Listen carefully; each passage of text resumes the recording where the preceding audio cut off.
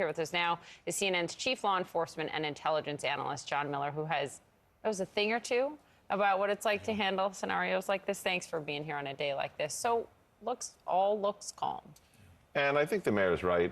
The NYPD, particularly, my old bureau, the Intelligence Bureau, has moved presidents, sitting presidents, former presidents, popes, and kings through New York City many times. So a lot of that is muscle memory. It's a detailed job. Alleged terrorists, all kinds of people they have moved through. Right? And Don, that's actually interesting because, you have a dignitary that needs to move. A former president counts there, but you also have defendants who are under guard because of a myriad of threats and a complicated picture. I remember working on the program we had to develop to move El Chapo around, not making the comparison between El Chapo and President Trump, but here you have a hybrid situation where you're protecting a former president who you are bringing to an arrest situation. So it's odd, but the dynamics of the operational piece are similar. A former FBI officer told the New York Times that the city's location was a deterrent to some violent protesters because, in his words, it's inconvenient. Too far. It's inconvenient. That's basically what he said. Expensive to get to, too many tolls, hard to park. So you have that going for you.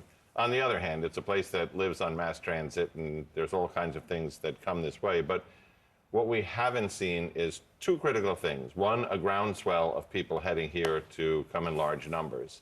And that has included everything from monitoring hotel reservations and all that to see if there is like a huge amount of people coming in for this particular date, not seeing that. The other thing we haven't seen, and this should be acknowledged, is we haven't heard Donald Trump say, I want my people to be here on this date at this place, which would have been a game changer in terms of what to expect. That's interesting. He did call for protests, and he did at one point say death and destruction, tried to walk that back a little bit later. But you're right, not a specific date, time, place. What they say, the NYPD sees everything. What are they seeing that we don't know about? So, Poppy, what they're seeing is threats. We were talking probably the other day about, the first week they were rounding 82, they surpassed 100.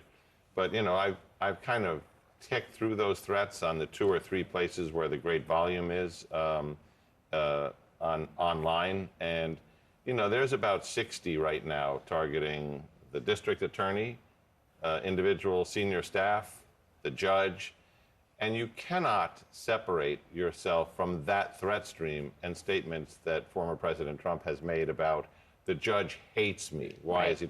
The district attorney is trying to derail the election. So in that way, there has been a stirring of the pot in terms of verbiage that has generated real concern.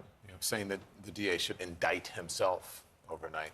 Well, and they say a lot worse than that in these threat streams. I mean, I was going through them last night on the late side, and, they call for violence, but, NYPD assesses those. So do they see a specific credible threat? No. But are they looking for that lone wolf? Yeah, they're down there right now scanning.